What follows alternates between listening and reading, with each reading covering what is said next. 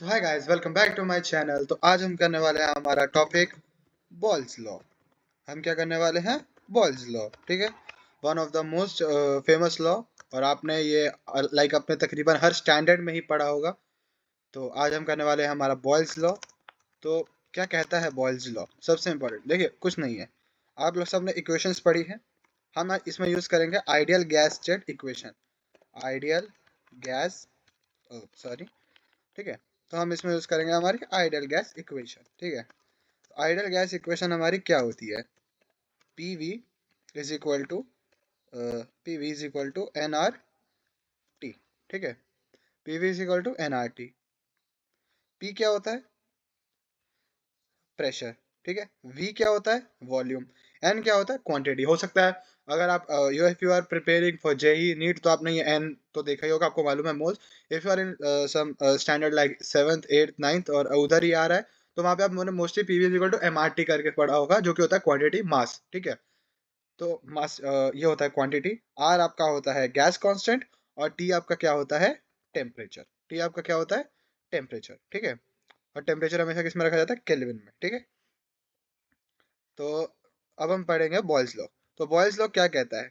Boyle's law states that, Boyle's law states that, ठीक है, that at the fixed quantity, at the fixed quantity and fixed temperature, and fixed temperature. ठीक है, देखो मैं आपको definition समझाते समझाते चलूंगा। ठीक है, फिक्स्ड क्वांटिटी का क्या मतलब है? अब यहाँ से ध्यान से देखिए। ठीक है, अब हम आपको ध्यान से बताते हैं। ठीक है, ये आर है।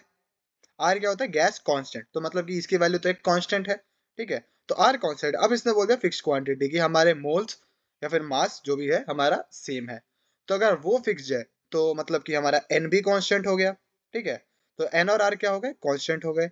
अब वो बोल देता है कि फिक्स्ड टेम्परेचर, ये बहुत इंपॉर्टेंट पॉइंट है, at the fixed quantity and the fixed temperature. ठीक है, तो मतलब कि ये भी हमारा क्या हो गया? एक कांस्टेंट हो गया। मान लीजिए आपको गिवन है कि at N is equal to 2 moles at room temperature. तो आपको मालूम है टेम्परेचर कांस्टेंट है, रूम टेम्परेचर एन कांस्टेंट है, आर कांस्टेंट है। तो जो अब ये पूरा टर्म है, जो ये हमारा एन आर टी, जो ये पूरा टर्म है एन आर टी, तो ये पूरा टर्म अब क्या हो जाएगा? पूरा टर्म अब हमारा क्या हो जाएगा? एक क्या हो जाएगा?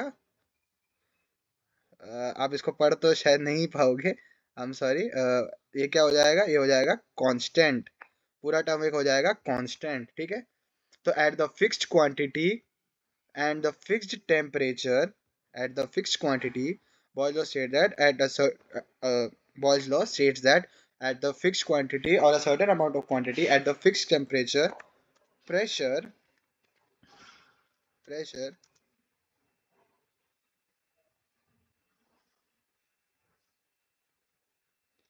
is inversely proportional, pressure is inversely proportional to the volume। ठीक है, तो हम इसको कांस्टेंट है तो हम इसको एक काम करते हैं, एक कांस्टेंट मान सकते हैं। ठीक है, अब मैं आपको समझाऊंगा कैसे। तो कांस्टेंट मान लीजिए ये एक आ गया आपका, एक के कांस्टेंट आ गया। ठीक है, ये आपका क्या आ गया? एक के कांस्टेंट आ गया। तो P V is equal to K. अब के क्या है? आपका कांस्टेंट है, इसको कैपिटल रखते हैं। पी प्रेशर है, वी वॉल्यूम है। ठीक है, तो यहाँ से पी क्या आ जाएगा? पी आ जाएगा के बाय, पी क्या आ जाएगा? के बाय वी।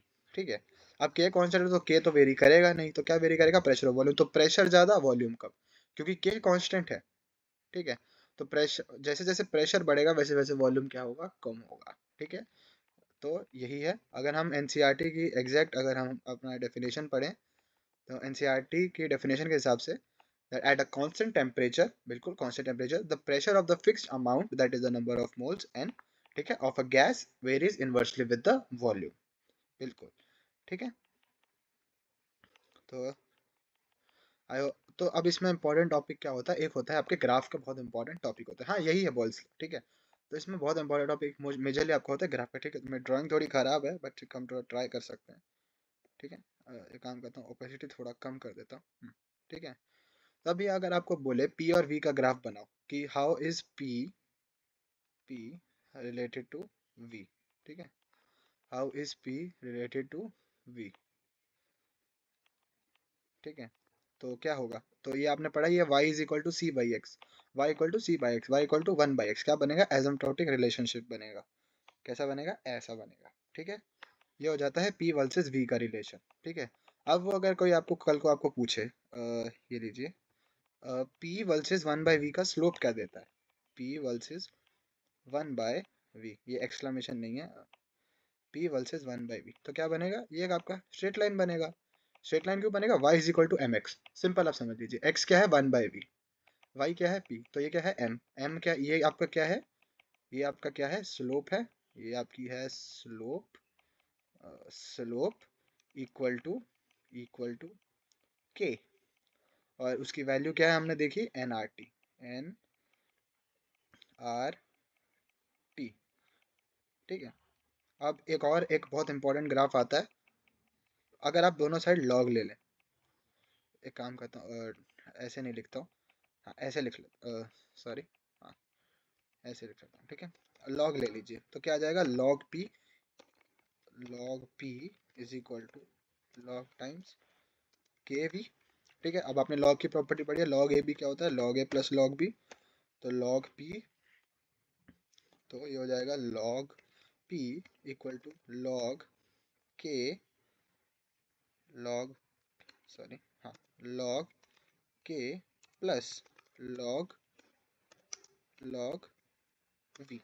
ठीक है, तो अगर अब आप लॉग पी और लॉग पी का ग्राफ बनाएंगे। ठीक है, तो अगर हम ग्राफ बनाएं इसका भी, ठीक है, तो ये लीजिए, ये लीजिए, ठीक है, वाई पे मान लीजिए आपका है लॉग पी, और यहाँ पे आपका क्या है, आपका लॉग वी। ठीक है, तो y वर्सेस x, तो y है, x है, इसका m क्या है, 1 है, तो इसका स्लोप क्या है, 1 है, इसका स्लोप क्या है, 1 है, तो बिल्कुल ऐसे जाएगा। ठीक है, इस, सॉरी, एक सेकेंड, ठीक है, इसका स्लोप एकदम स्ट्रेट लाइन जाएगा, मैं शायद अभी स्ट्रेट लाइन बना ना पाऊँ, पर आप समझ सकते हो, ये स्ट्रेट लाइन जाएगा, और इसका इंटरसेप्ट भी आएगा, इसका इंटरसेप्ट क्या होगा, इंटरसेप्ट होगा लॉग के, तो ये आपका क्या हो जाएगा, y इंटरसेप्ट। ठीक है, तो अब यहाँ से आपको समझ आ जाएगा, आपको हमेशा, सॉरी, ठीक है, तो यहाँ से अब आपको समझ जाना चाहिए, ये आपका है y, ठीक है, ये है आपका x, ये आपका क्या है, x है। ठीक है, इसके साथ वाला जो भी मल्टीप्लिकेशन टर्म है, तो y equal to M X, तो x प्लस सी, तो ये आपका क्या है, y इंटरसेप्ट। ठीक है, तो आई होप, और इस टाइप पे और भी सवाल आ सकते हैं, आप ग्राफ के साथ खेल सकते हैं, वो कुछ भी दे सकते हो सकता है वो log P versus log one by V दे दे। ठीक है, ये तो मैंने अभी आपको एग्जाम्पल दिया, ये, ओ सॉरी, हाँ तभी, क्योंकि sorry sorry sorry, it's my bad. ठीक है, क्योंकि यहाँ पे ये k बाय v होता है, तो k बाय v, तो ये log p minus log v होगा। ठीक है, ये यहाँ पे मेरे से थोड़ा सा एरर हो गया। ठीक है, ये log, तो ये हमारा जो है, आई एम सॉरी। ठीक है, तो ये अब आपका कैसा बन जाएगा, y is equal to minus M X, तो आपको नेगेटिव का स्ट्रेट लाइन बना लेना है, आपको मालूम है नेगेटिव का स्ट्रेट लाइन कैसे बनता है, ऐसे बनता है। ठीक है, वैसा बनेगा, और आपका इंटरसेप्ट क्या हो जाएगा, लॉग के। ठीक है, sorry it was my bad. तो ऐसे वो और भी सवालों के साथ आपको खेलने को दे सकता है, हो सकता है अभी यहाँ पे लॉग वी था, कल को लॉग वन बाई वी हो सकता है, तो पॉजिटिव स्लोप आ जाएगी। ठीक है, वैसा ही है।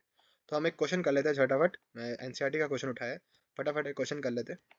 तो a balloon is filled with a hydrogen at room temperature. It will burst if the pressure exceeds 0.2 bar. If at 1 bar pressure the gas occupies 2.27 liter volume, up to what volume can be expanded? तो इन्होंने बोल दिया है कि hydrogen है, कोई ऐसा नहीं है कि मोल्स का चीज के बारे में नहीं बोला, at room temperature, temperature constant है, तो we can easily apply Boyle's law, we can easily apply Boyle's Boyle's law. Boyle's law क्या स्टेट करता है, पीवी इज इक्वल टू के।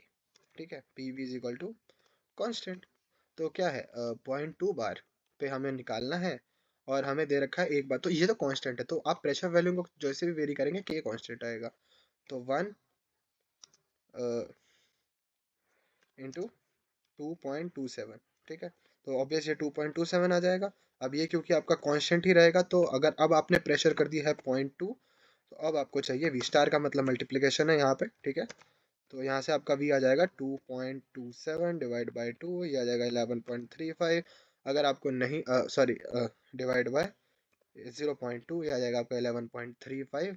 लीटर्स। ठीक है, यूनिट क्योंकि सबकी सेम ही है तो लीटर में ही आएगा आंसर। और यहाँ से मैं आपको बता दूं हमने किया क्या है, हमने किया है जो आपने हो सकता है बस रटा हो, P2 P1V1 is equal to P2 V2।